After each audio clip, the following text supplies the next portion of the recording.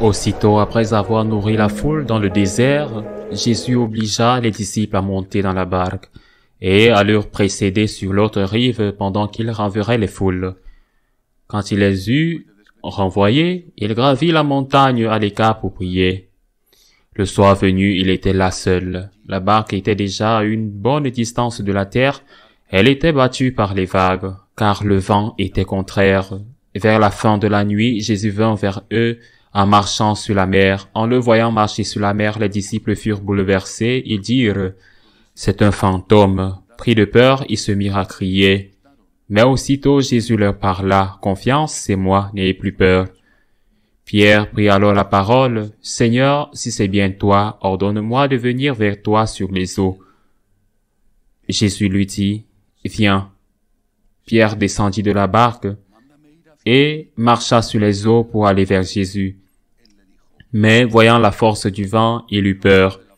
Et comme il commençait à foncer, il cria, « Seigneur, sauve-moi. » Aussitôt, Jésus étendit la main, le saisit et lui dit, « Homme de peu de foi, pourquoi as-tu douté? » Et quand il fut remonté dans la barque, le vent tomba. Alors, ceux qui étaient dans la barque se prosternèrent devant lui et ils lui dirent, « Vraiment, tu es le Fils de Dieu. » Acclamons la parole de Dieu.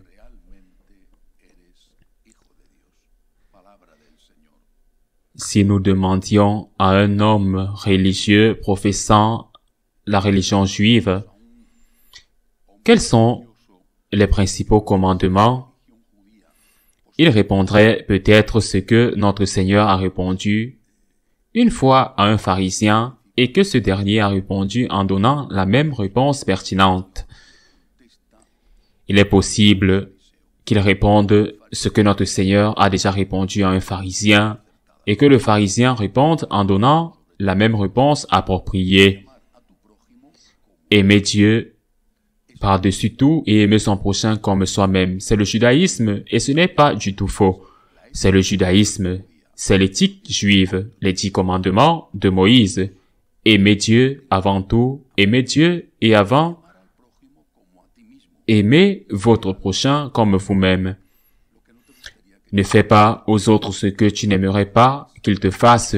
Il est également très important que ceux d'entre vous qui ont des enfants et ceux qui les élèvent encore le sachent, car c'est ce que l'on appelle la règle d'or. Ne fais pas aux autres ce que tu n'aimerais pas qu'ils te fassent. La loi juive, ne pas tuer, ne pas mentir, ne pas voler. À la même question, un catholique ajouterait 2 choses. Premièrement, il dirait, nous ne pouvons pas nous contenter de ne pas faire le mal, nous devons faire le bien. Il ne suffit pas de ne pas tuer, nous devons défendre la vie. Il ne suffit pas de ne pas voler, nous devons faire l'aumône. Et ceci, non pas comme une option, mais comme un devoir.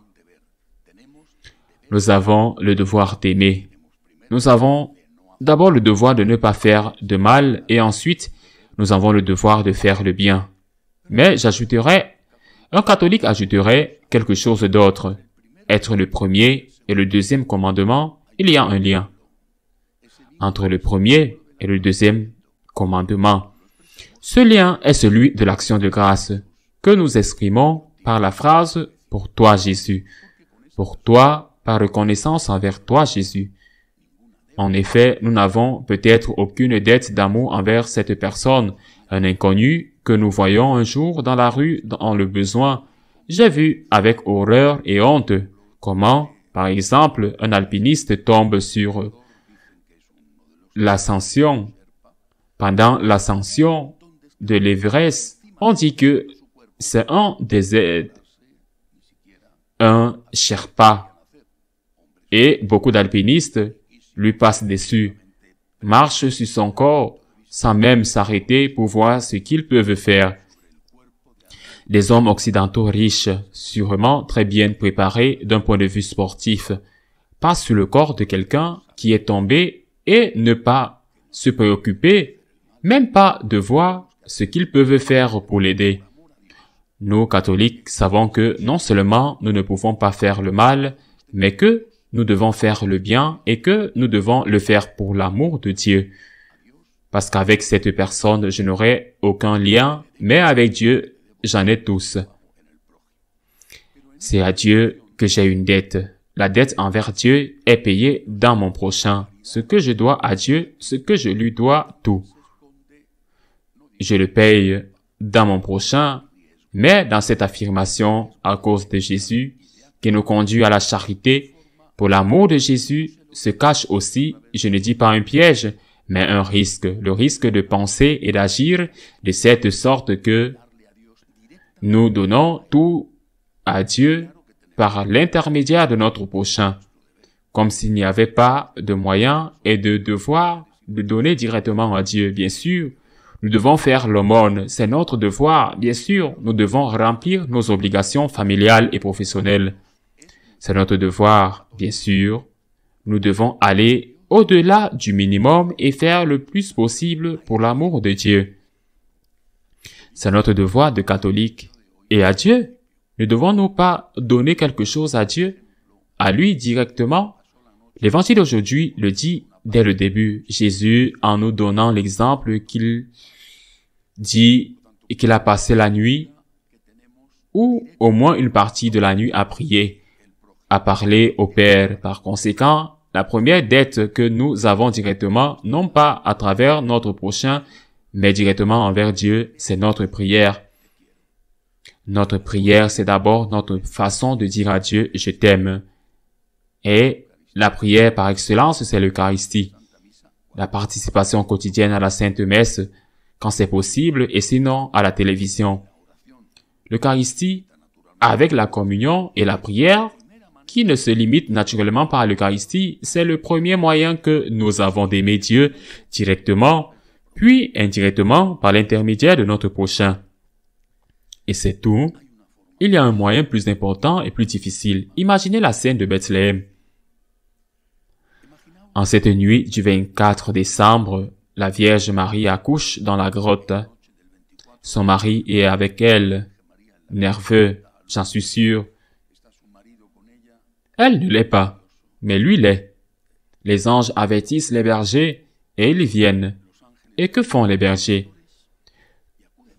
Que font les mages des semaines plus tard? Que font les bergers? Ils portent des choses. Ils portent.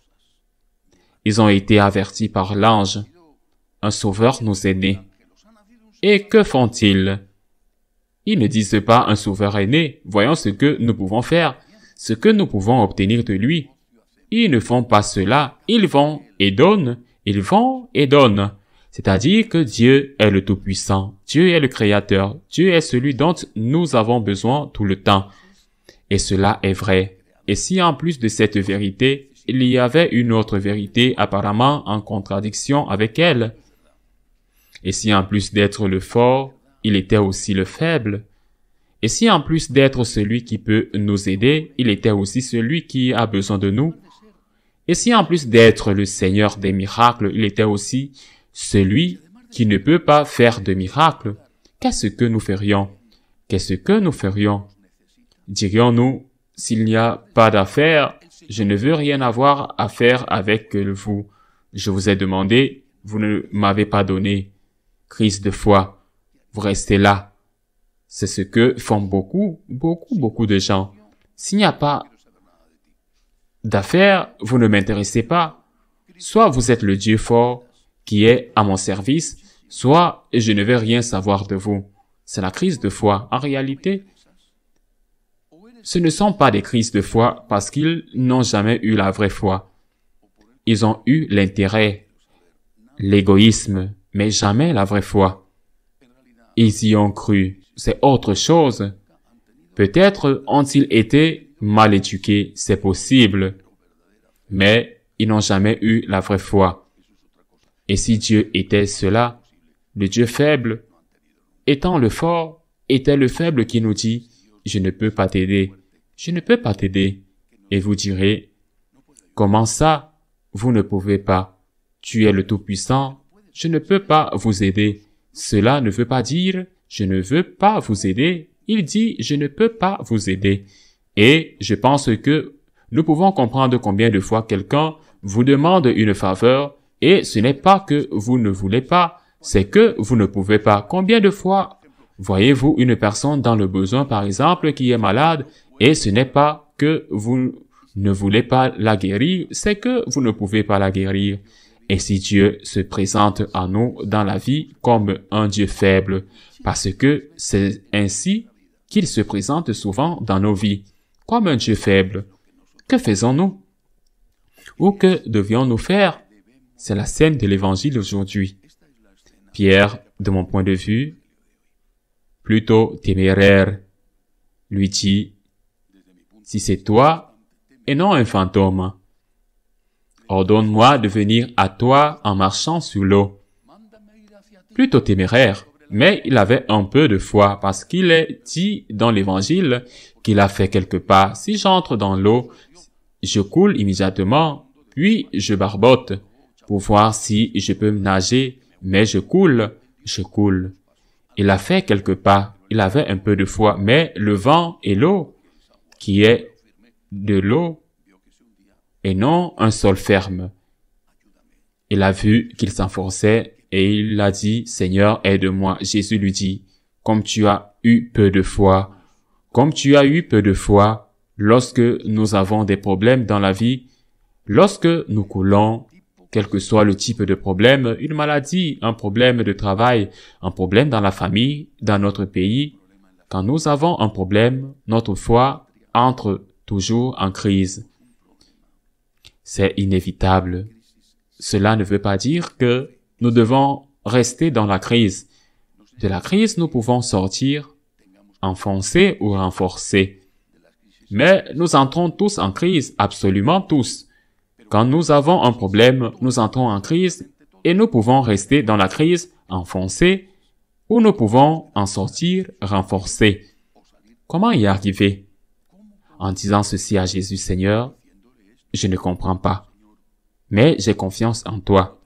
Je ne te comprends pas, mais j'ai confiance en toi. » En disant à Jésus, « Tu es le Dieu fort, qui m'a aidé tant de fois, et maintenant tu te présentes comme le Dieu faible, qui ne peut pas m'aider.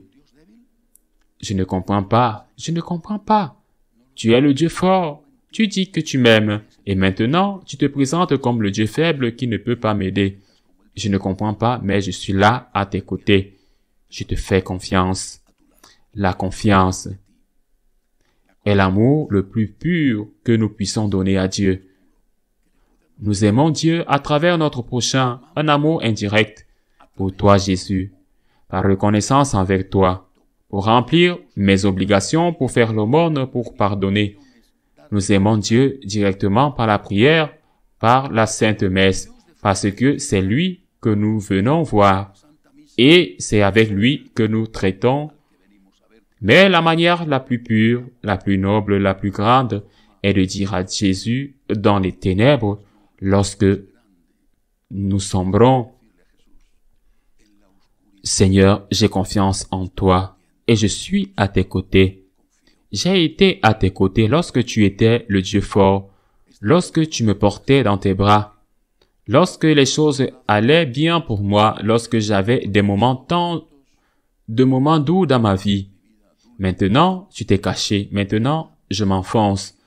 Maintenant, je ne te comprends pas et maintenant, Seigneur, c'est l'heure où je peux te dire que je t'aime. » Et dire « je t'aime » à ce moment-là est la chose la plus précieuse que nous puissions faire. Ce dont Dieu est le plus reconnaissant, l'amour le plus pur pour Dieu est celui que nous produisons lorsque nous sombrons et que nous lui disons « Seigneur, j'ai confiance en toi. J'ai confiance en toi. » Et c'est ce pur amour qui nous fait remonter à la surface. Cet amour qui ne cherche pas la récompense, qui ne comprend pas pourquoi Dieu le permet. Ce pur amour, le plus pur de tous, est celui qui nous tire vers le haut, parce que lorsqu'on dit « j'ai confiance », on ne coule pas.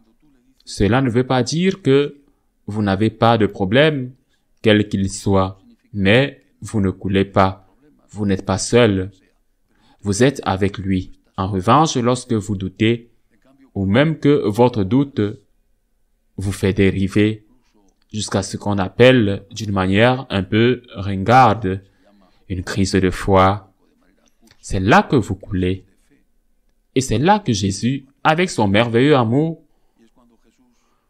nous prend par la main et nous dit, mais quelle petite foi! Il aurait pu dire aussi, et il pourrait sûrement nous dire aussi, quel peu amour. Le Seigneur attend que nous lui donnions un acte de pur amour. Il attend aussi que nous l'aidions dans les autres. Il attend que nous venions lui tenir compagnie ici, là où il se trouve dans le tabernacle. Mais il attend que nous fassions un acte d'amour pur, d'amour désintéressé, d'amour authentique pour lui personnellement, lorsque nous traversons une période difficile et même lorsque nous sombrons et qu'il nous semble qu'il n'y a pas de solution, nous continuons à dire, Jésus, j'ai confiance en toi. Remarquez que notre Seigneur, qui a demandé très peu de choses, a demandé certaines choses, par exemple au Jardin des Oliviers. Il a demandé à ses apôtres, ces 3 apôtres qui étaient là au Tabor, restez et priez avec moi pendant 1 heure. Il demande l'adoration du Saint-Sacrement. Mais notre Seigneur, qui a demandé très peu de choses, lorsqu'il est apparu, et il est apparu très peu de fois. La Vierge est apparue beaucoup plus de fois. Notre Seigneur a toujours demandé une seule chose, Sacré-Cœur de Jésus, en toi j'ai confiance. Miséricorde divine, en toi j'ai confiance. Que nous demande Jésus? Un acte de pur amour, dont les tempêtes de la vie ne sombrent pas. Fais-moi confiance. Ainsi soit-il.